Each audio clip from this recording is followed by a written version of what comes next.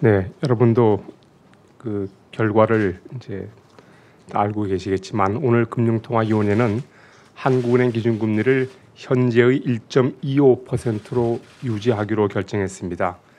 배경에 대해서 간략히 설명드리겠습니다.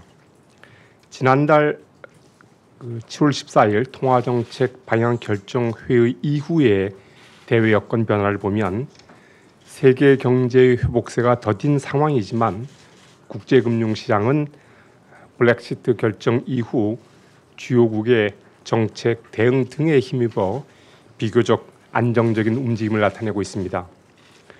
주요 국별로 경제 상황을 살펴보면 먼저 미국의 경우 고용 지표가 호조를 보이고 소비가 꾸준히 증가하는 등 회복세를 이어갔으며 중국도 6%대 중반의 성장세를 유지하고 있습니다. 유로 지역에서는 경기 개선 움직임이 다소 약화되었으며 영국의 경우 브렉시트의 부정적 영향을 고려하여 영란은행이 이달 정책 금리를 인하하는 등 완화 기조를 확대하였습니다. 일본은 성장세가 여전히 미약하여 통화 정책을 추가로 완화함과 동시에 재정 지출도 확대키로 하였습니다. 국제금융시장에서는 주요국의 통화정책 완화 등으로 글로벌 주가가 상승하였으며 신흥시장국으로의 자본 유입이 확대되었습니다. 국내 실물 경제를 보면 내수의 경우 5, 6월 중 호조를 보였다가 7월 들어서는 감소한 것으로 파악되었습니다. 그러나 7월 중에 부진에는 개별 소비세 인하 종료 등의 영향이 컸던 점을 감안한다면 전체 흐름상으로는 미약하지만 완만한 개선 움직임이 이어진 것으로 판단하고 있습니다. 수출은 7월에도 감소세를 지속하였습니다.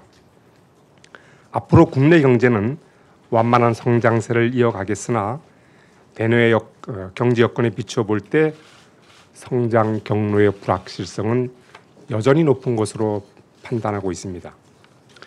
7월 중 소비자 물가 상승률은 서비스 요금의 상승세 둔화 등으로 전월의 0.8%에서 0.7%로 낮아졌습니다. 농산물과 석유류를 제외한 근원 인플레이션율도 1.6%로 소폭 하락하였습니다. 소비자 물가 상승률은 저유가의 영향 등으로 당분간 낮은 수준을 이어갈 것으로 보입니다만 또 하반기로 이렇게 갈수록 조금씩 상승률은 높아질 것으로 예상하고 있습니다. 국내 금융시장은 지난달 통화정책 방향 결정 회의 이후 대체로 안정된 모습을 나타냈습니다. 국제금융시장에서의 위험 선호 심리 강화 그리고 외국인 주식 투자 자금의 큰 폭 순유입 등으로 주가가 상승하였으며 원달러 환율은 비교적 큰 폭 하락하였습니다. 원화의 강세폭이 상대적으로 큼에 따라 원화의 환율도 하락하였습니다. 국고채 3년 물러본 장기시장 금리는 1.2%대 초반에 매우 낮은 수준에서 등락하였습니다. 한편 가계대출은 은행과 비은행 모두 큰 폭의 증가세를 지속하였습니다.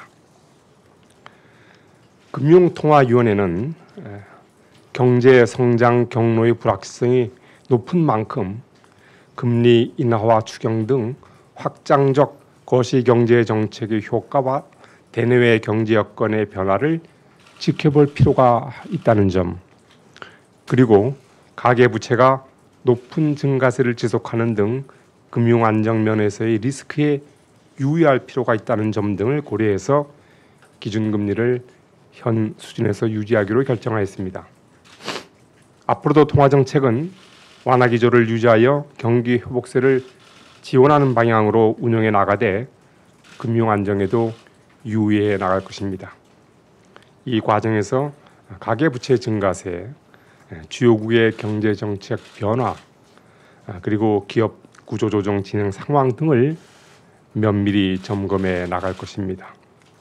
오늘 한국은행 기준금리를 현 수준에서 유지하기로 한 금통위의 결정은 전원 일치였습니다.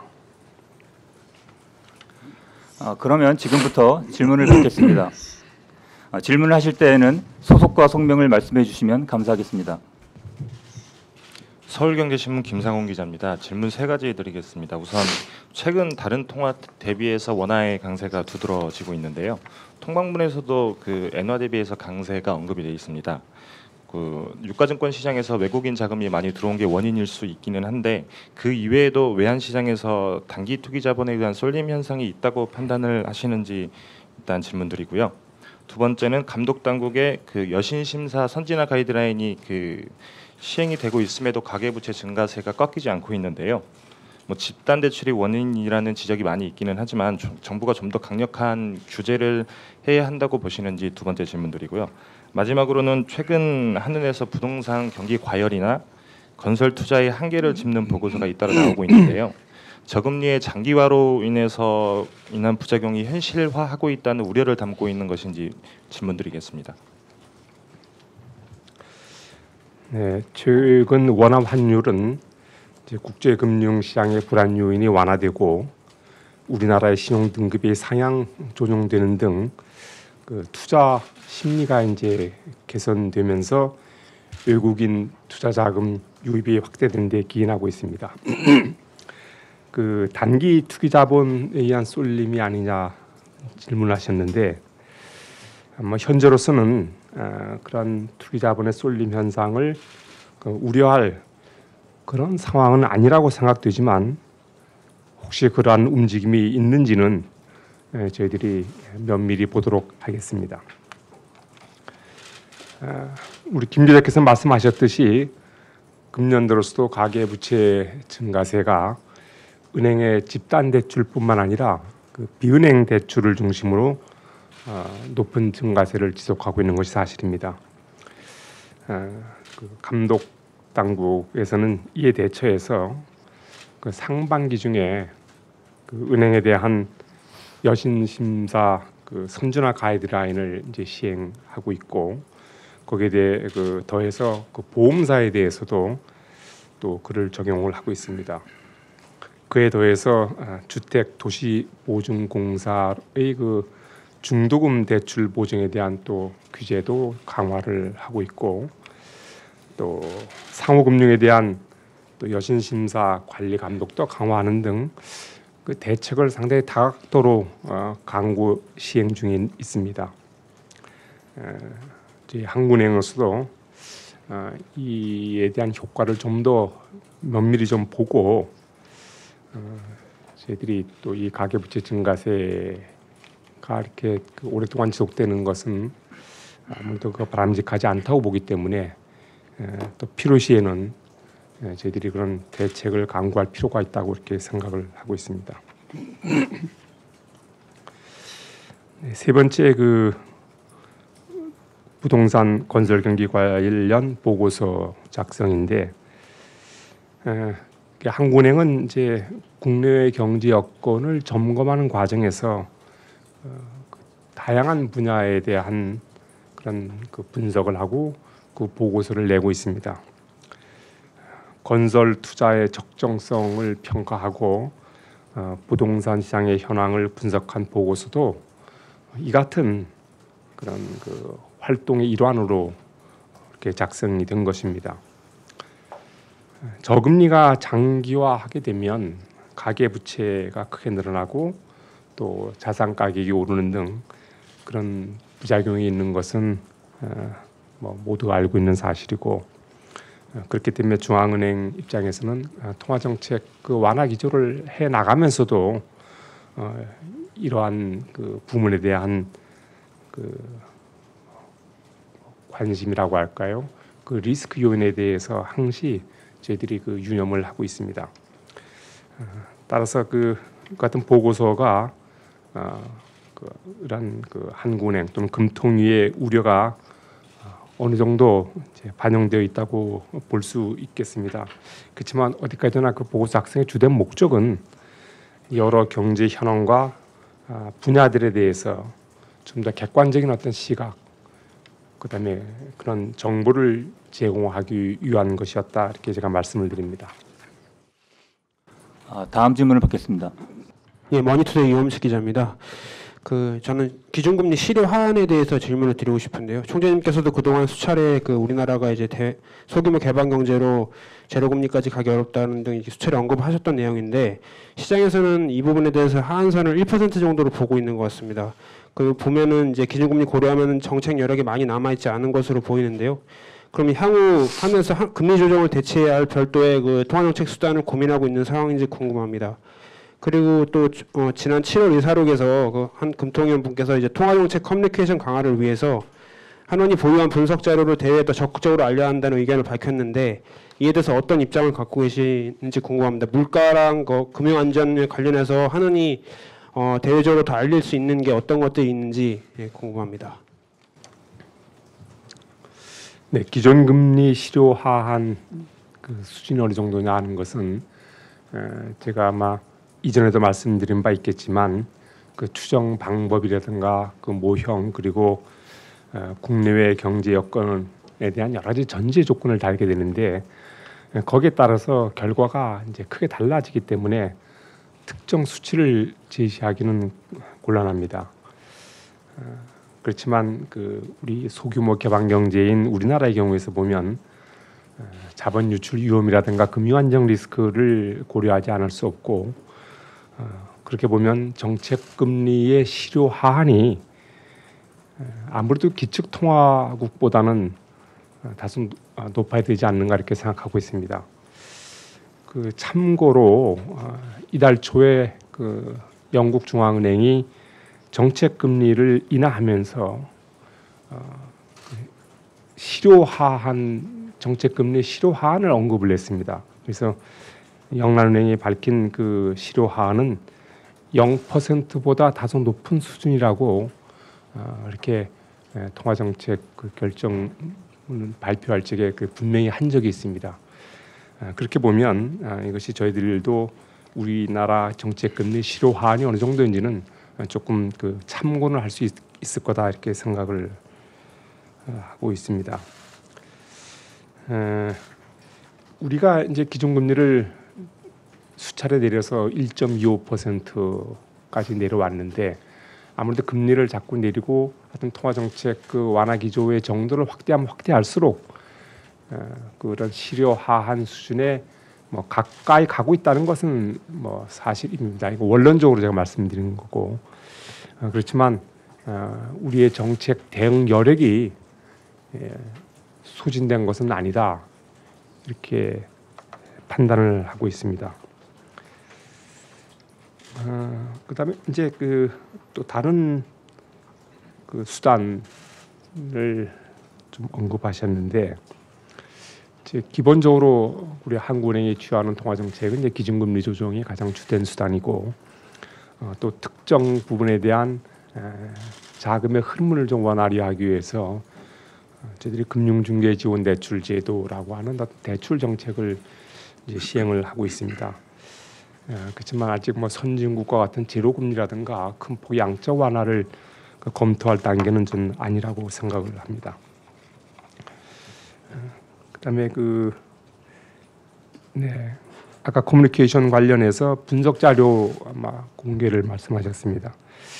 이제 통화 정책의 일관성이라고 할까 예측 가능성을 높여서 통화 정책의 효과를 좀 높이기 위해서는 시장과의 커뮤니케이션이 중요하다는 것은 재삼 강조할 필요는 없을 거고 제가 2년 전에 총재로 취임하면서 거의 취임했던 일성의 하나로 시장과의 어떤 커뮤니케이션 원활화를 하나의 역점 사항으로 제가 말씀드린 바 있습니다.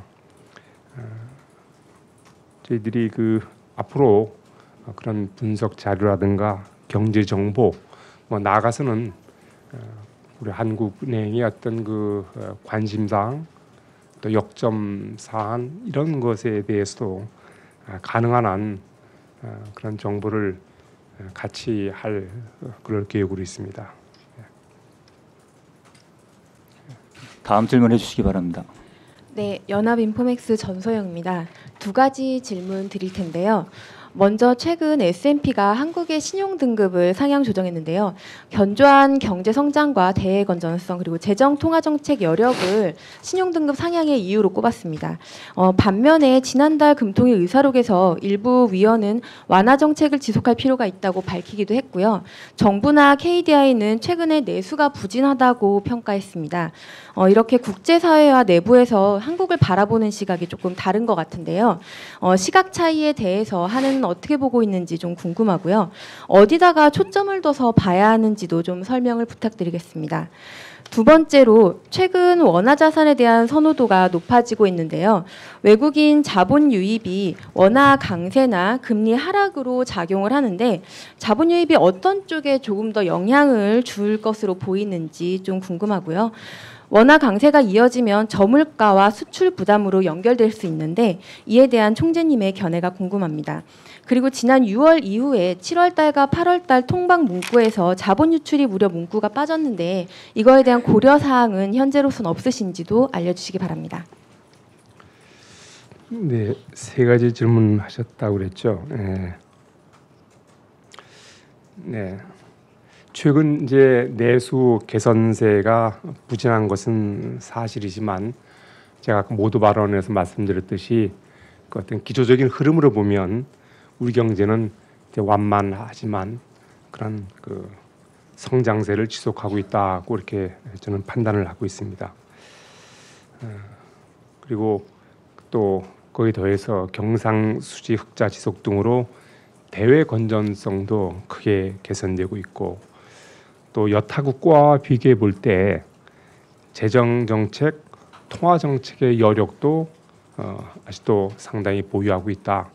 저렇게 이렇게 생각을 합니다. 그래서 우리 경제 전반에 대한 그런 평가는 국제 사회라든가 또 한은 또는 정부 시각 다른 기관과의 어떤 기본적인 그런 별다른 차이는 저는 없다고 생각을 하고 있습니다. 다만 완화적인 거시 정책이 지속돼야 한다. 이렇게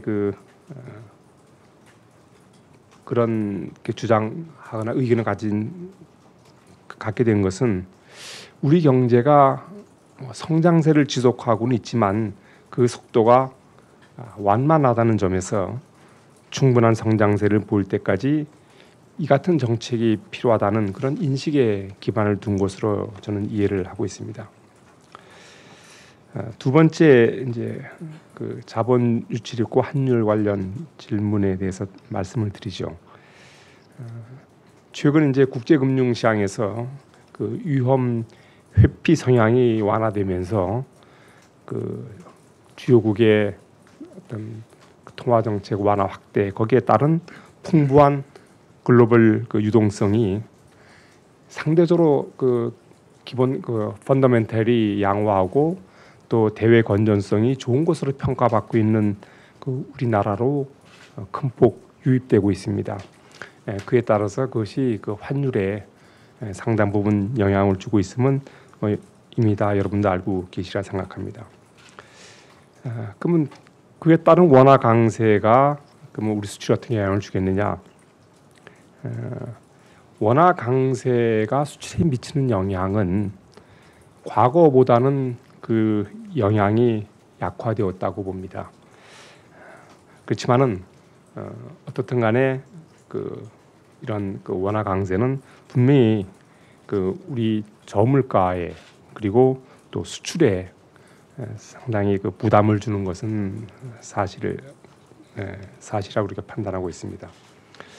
물론 이러한 제가 원화 강세가 우리 수출과 물가에 부담을 줄 거라고 하는 것은 뭐 일시적인 강세를 제가 뜻하는 거 아니고 이런 원화 강세가 상당 기간 기조적 흐름을 보일 때 그런 영향을 줄 거다고 하는 그런 말씀입니다. 자본 유출입이라는 표현이 이번에 빠지긴 했습니다만 자본 유출입 문제는 지금 중앙은행이 통화 정책을 결정할 때 항상 고려하고 있는 사항 중에 하나입니다. 다만 그때 상황에 따라서 아무래도 좀 저희들이 뭐라고 할죠? 그 중요도가 높다고 할까요? 아니면 금통위가 좀 더 역점을 둬야 하는 그런 사안, 그런 요인들부터 이렇게 통화 정책 방향에 언급을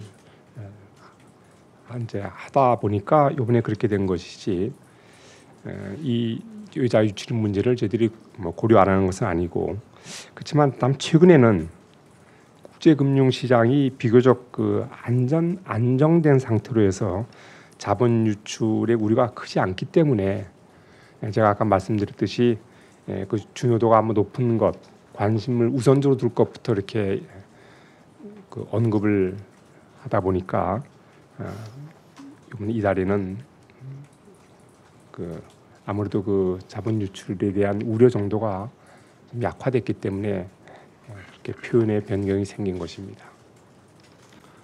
다음 질문을 받겠습니다. 로이터 김세민 기자입니다. 최근 IMF나 S&P 같은 외부 기관에서 한국의 재정 정책 역할을 더욱 강조하고 있는데요. 가계 부채가 꾸준히 빠른 속도로 늘어나고 있는 이 시점에서 추경 외에도 재정이 더 큰 역할을 해야 한다는 의견에 동의하시는지 궁금하고요. 두 번째는 중국이 한반도 사드 배치에 대한 경제적 보복 조치를 하고 있다는 얘기가 나오고 있는데, 총재님은 이에 동의하시는지, 그리고 만약 사실이라면 한은에서 어떤 근거들을 포착하셨는지 알려주시면 감사하겠습니다. 최근 국제기구에서 그 한국의 그 재정 역할을 이제 강조하고 있는데, 이는 그 우리나라가 여타국과 비교해 볼 때 재정 건전성이 매우 양호하기 때문에 충분한 정책 여력이 있다고 판단하는 데 기인을 하고 있습니다. 또한 완화적인 통화 정책이 장기간 지속되면서 최근 나타나고 있는 바와 같이 가계 부채 급증과 같은 그런 부작용이 나타나고 있기 때문에 그것을 우려하고 있는 점도 이 같은 판단에 영향을 줬다고 봅니다. 그렇지만 정부도 최근 추경 편성을 한다든가 해서 적극적으로 경기 대응 정책을 시행하고 있습니다. 앞으로 국내 경제의 어떤 흐름이 예상외로 좀 둔화되는 방향으로 한다든가 하는 그런 상황 변화가 또 생긴다면 재정의 추가 역할에 관한 논의가 자동적으로 또 이렇게 검토되지 않을까 이렇게 생각을 하고 있습니다. 사드 배치 발표 이후에 아까 우리 기자님께서 여쭤본 대로 그런 이제 우려가 있는 것은 사실입니다만은, 저희들이 제가 주하는 총재 입장에서 공식 석상에서 어떤 예상이나 추정을 근거로 해서 이에 대해서 언급하는 것은 적절치 않다고 생각을 하고 있습니다. 다만 한 달 전 사드 배치 발표 이후에 예를 들면 중국계 자금의 유출입 같은 걸 보면 아직 특별한 변화가 저희들이 없는 것으로 이렇게 판단을 하고 있습니다.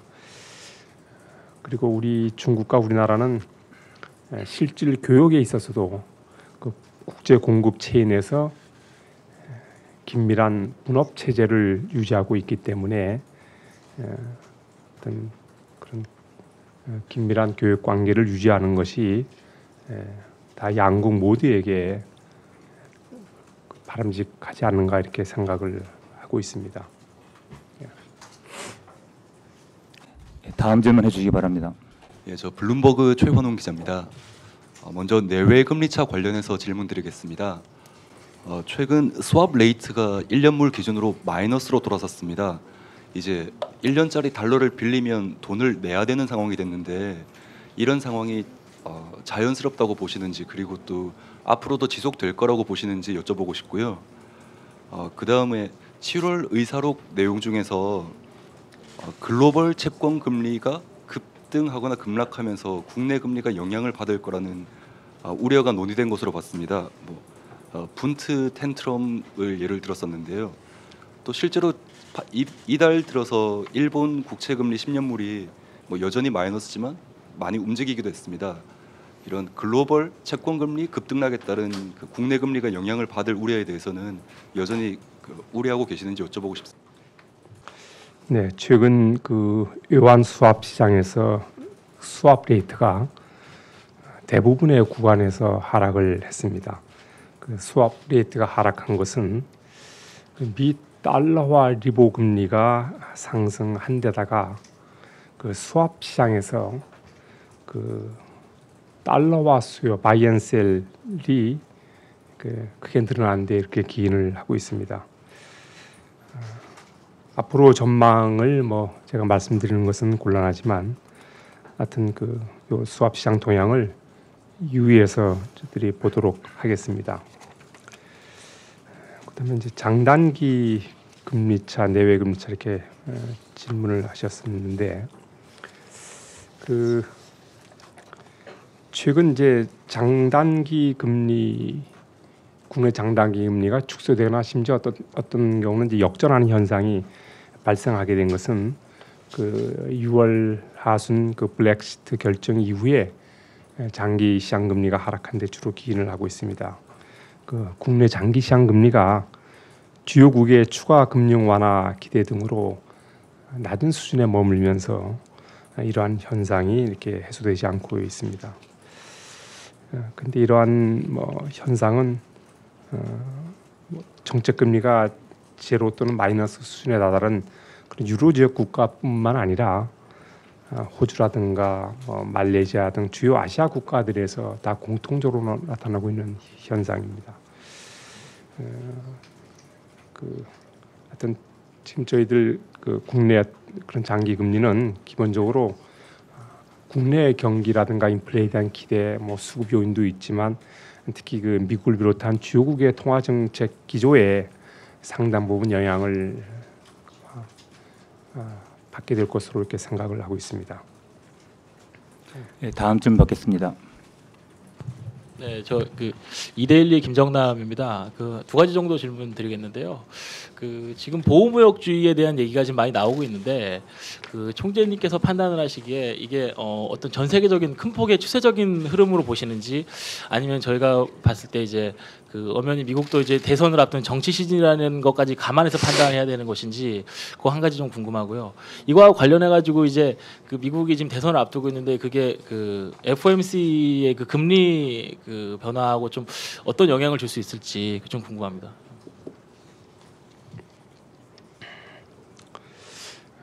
글로벌 금융위기 이후에 세계 경기 회복이 지연되면서 최근 들어서 각국별로 자국 산업을 보호하기 위한 보호무역 조치가 증가하고 있는 것이 사실입니다.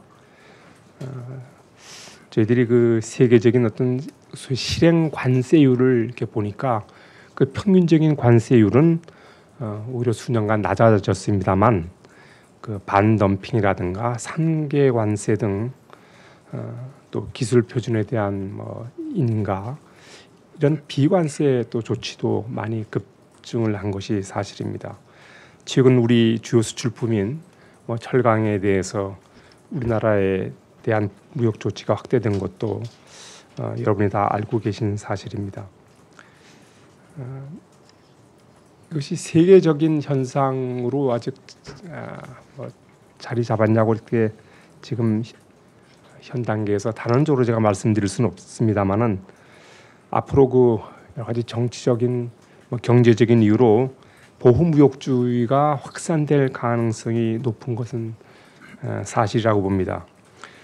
그래서 지난달 중국 청두에서 G20 재무장관 중앙은행 총재 회의에서 이에 대한 우려가 제기됐고 그래서 바로 공동 선언문에다가 그런 보호무역주의를 배격한다고 하는 그런 공통된 입장이 선언문에 담기기도 했습니다. 우리 정부 당국으로서도 이러한 보호무역주의 확산 가능성에 대비해서 대응책을 강구해 나갈 필요가 있다 이렇게 생각을 합니다. 미 대선이 FOMC 금리 결정에 어떤 영향을 미치느냐고 하는 것은 제가 말씀드릴 그런 위치에 있지는 않고 단지 중앙은행의 통화정책 결정은 상당히 어느 나라를 막론하고 독립적으로 이루어져야 되지 않느냐 이렇게 생각을 하고 있습니다. 예, 다음 질문 부탁드립니다. 네, 아시아경제 이은정입니다. 6월 기준금리 인하 후 7월 주택담보대출이 크게 늘었는데요. 올 들어 월간 최대 증가액인데 혹시 이게 금리 인하 영향이 있었는지 총재님은 어떻게 판단하시는지 좀 궁금하고요. 덧붙여서 2월부터 금융당국에서 주담대 소득 심사를 강화했는데요. 이 대책이 좀 효과가 있었다고 보는지 좀 궁금하고요. 그리고 가계부채 대책이 추가 대책이 좀 필요하지 않겠느냐라고 말씀하셨는데 어떤 대책이 필요할지 좀 조언을 해주신다면 좀 궁금합니다. 네, 가계 대출이 예년 수준을 웃도는 빠른 증가세를 지속하고 있고 또 금융 안정 측면에서 어떤 리스크를 증대시키는 요인으로 작용하고 있어서 이에 유의하고 있는 것이 사실입니다. 그 가계 대출 특히 주담대가 많이 늘어난 것은 여러 가지 이유가 있겠습니다만 또 저금리에도 물론 그 일정 부분 기인을 하고 있다고 그렇게 생각을 합니다. 정부 당국으로서도 이런 가계부채 증가세를 억제하기 위해서 아까 제가 어떤 다른 기자분들 질의에 제가 답하는 과정에서 말씀드렸습니다만 여러 가지 조치를 내놨습니다. 그 요지는 대출 심사를 좀 더 엄격히 까다롭게 하자는 그런 것인데 아직 그 가시적인 성과가 나타나고 있지 않은 것도 사실입니다. 그렇지만 일부 조치는 또 시행한 지도 얼마 안 되고 있기 때문에 저희들이 이 효과를 지금 면밀히 지켜보고 있는 중입니다. 그래서 구체적으로 어떤 조치가 더 필요하다면 어떤 조치가 더 강구돼야 될지 하는 것은 저희들이 앞으로 정부 당국과 또 이렇게 협의를 하다 보면 거기서 자연히 논의될 것으로 이렇게 생각을 하고 있습니다.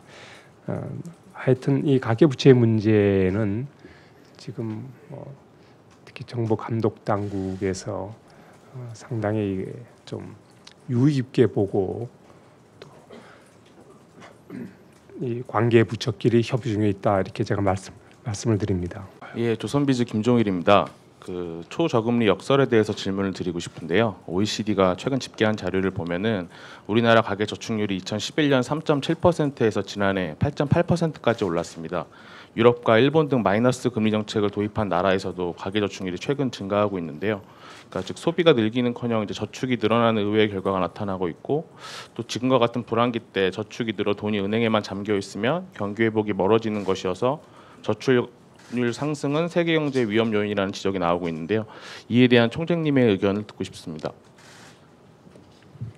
네. 지금 저희들이 이제 금리를 내릴 때 그 목적은 이제 그 차입 코스트를 낮춰서 투자와 소비를 좀 증진시키려는 이제 그런 차원에서 저희들이 수차례 금리를 내렸고 다른 나라에서도 그 침체된 경기를 부양하기 위해서 같은 목적으로 되게 금리를 내렸습니다. 그 결과는 이제 어느 나라를 막론하고 그 소비와 투자의 어떤 그런 진작 효과가 기대만큼 크지 않았던 것은 사실입니다. 그렇다고 금리 정책이 그런 소비와 투자의 효과가 없었다 이렇게 얘기할 수는 없을 겁니다. 분명히 금리 인하는 소비와 투자에 어느 정도 일정 부분 영향을 줬겠습니다만 다른 여러 가지 요인에 의해서 그 전체적으로 나타난 결과 효과가 좀 미흡하다는 그런 이제 평가로 좀 이렇게 알고 있습니다. 지금 일부 국가에서 마이너스 금리까지 도입했지만 그 나타난 결과는 지금 우리 말씀하셨듯이 오히려 소비가 이렇게 기대만큼 늘지 않고 결과적으로 저축이 더 늘어나는 효과가 나타난 것이 사실입니다. 그래서 저희들도 앞으로 이제 금리 정책을 할 때 이러한 것도 다 이제 염두에 두고 저희들이 좀 검토해 나갈 겁니다. 하지만 이런 저금리가 소비를 늘리지 못하고 우리 저축만 늘렸다고 하는 그런 단편적인 결론은 아직은 조금 곤란하지 않겠느냐. 제가 다시 좀 전에 말씀드렸듯이 소비에 대한 효과는 분명히 있었을 것이고 그것이 제대로 나타나지 못한 그 원인에 대한 분석이 좀 더 다각적으로 진행되어야 될 것으로 이렇게 생각을 하고 있습니다. 다음 질문해 주시기 바랍니다. 네, 한국경제TV 정원우입니다. 우선 그 시점에 대한 논의는 필요하겠지만 미국이 금리 인상 기조는 맞는 것 같습니다. 지금 국제 금융시장이 비교적 안정된 상황이라고 말씀을 하셨지만 지금 미국 금리 인상이 현실화될 경우 지금 한국은행의 기준금리 수준에서 자본 유출이 현실화될 수 있다고 보시는지가 먼저 궁금하고요. 그리고 또 연관된 질문인데요. 중기 물가 안정 목표에 수렴한다면 다행이겠지만 지금 저물가 상황이 지속되고 있습니다. 통화 정책은 그렇다면 완화 기조로 이어가야 할 것 같은데요. 앞서 질문드린 그 미국 금리 인상과 맞물린 자본 유출, 또 가계부채라는 이런 금융 안정 위협 요인과 또 저물가라는 물가 안정 위협 요인이 동시에 현실화된다면 그런 상황이 온다면 우선순위를 가정하고 계신지가 궁금합니다. 또 요거 한 가지 더 질문을 드리겠는데요. 지난 금통위 의사록에서 그 향후 GDP 산출에 있어서 디지털 경제나 공유 경제를 반영한 지수 개편을 추진할 계획이라고 언급돼 있습니다. 언제쯤 새로운 지수를 발표할 수 있을지 여쭙고 싶습니다. 네, 미 연준이 금리를 인상하게 되면은 자본 유출이 현실화될 것이 아니냐 이런 제 질문입니다. 자본 유출입에 영향을 주는 것은 그 내외 금리 차뿐만 아니고 다른 요인이 아주 많습니다. 제가 누차 강조했습니다만 그렇기 때문에 미 금리 인상에 따른 내외 금리차 축소 그 하나만 놓고 보면 그것은 자본을 유출시키는 요인이 되겠습니다만 전체적으로 그렇다고 해서 자본 유출이 일어날 것인가 하는 것은 또 그 외에 다른 요인이 많습니다. 국내 경제 전망이라든가 또 다른 나라 중앙은행의 또 통화 정책 움직임 여러 가지 요인이 복합적으로 작용하기 때문에 전체적으로는 어떻게 나타날지는 같이 고려해야 될 것이고 단지 다시 말씀드린다면 비금리 인상 하나만 놓고 보면 자본 유출을 증가시키는 그런 요인이 될 수 있겠다. 그렇지만 자본 유출이면 그 외에 다른 요인에도 영향을 많이 받는다 이렇게 말씀을 드리고요. 중기 물가 목표에서 저물가로 가니까 완화 기조로 가야 되는 거 아닌가? 근데 지금 우리 정 기자께서 말씀하셨듯이 우리 물가 안정 목표는 이제 중기 개념입니다. 저희들이 3년간의 목표를 정할 때 앞으로 중기적 관점에서 지향해야 될 수준을 저희들이 2%로 했고 지금 6개월, 7개월간의 물가 수준이 낮다고 해서 거기에 곧바로 대응하는 것은 아니라는 말씀을 드립니다.